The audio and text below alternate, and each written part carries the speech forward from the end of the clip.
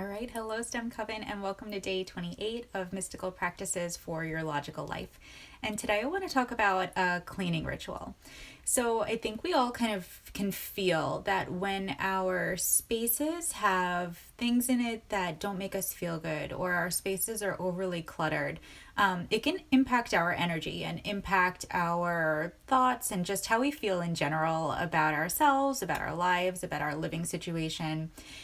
So the ritual that I like to do is to a couple times a year do a massive run through of my house. And this isn't about becoming a minimalist. I think that's important to point out because I am definitely a maximalist. I like to have my stuff, and I like to have my stuff around me, and there's nothing wrong with that. I think our culture kind of puts a lot of pressure on people to maybe adopt minimalism, but it's not really my style. If it's for you, go for it.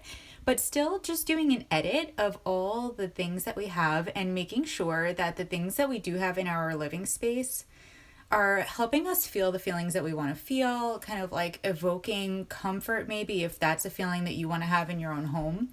And just going through your items and making sure that you're like in touch with the energy that they bring to your space. And then if you're aligning with that, that's great. Keep them. If not, then it's time for them to move on.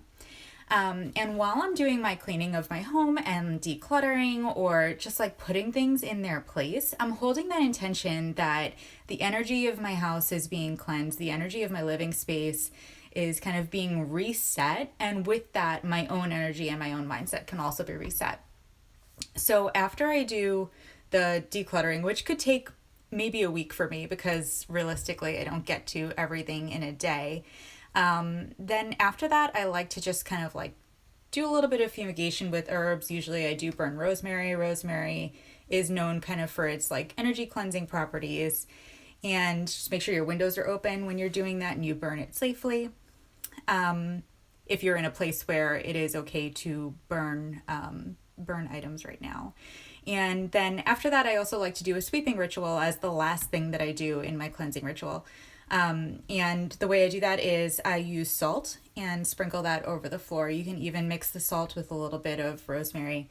And while you're sweeping your floor, you're just holding that intention that like the energy is cleared from this space, the house is clear from any, energies that were impacting you negatively, and that you yourself are cleared from that energy as well.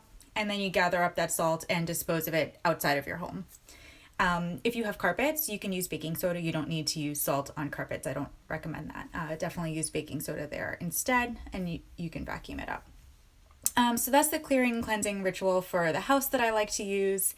It definitely helps me reset, and it does clear out my mind a little bit because I think that we all know that when we have clutter in our space, when our spaces are not as clean as we'd like them to be, it can impact how we feel.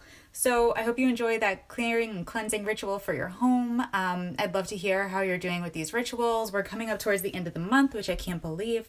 But if you are looking to incorporate these rituals or incorporate this type of work into your personal development, this is exactly what I do in one-on-one coaching, and I would love to work with you. So sign up for the consultation at the link in my bio, or you can message me and I'll hook you up at the time. And on the consultation, we'll just go through where you're at, where you want to be, and how the coaching that I do can help you. I really work in mindset work, intuition, a bunch of these rituals to help you get from where you are now to where you want to be, whatever that transformation looks like. All right, have a good night, and I'll talk to you tomorrow.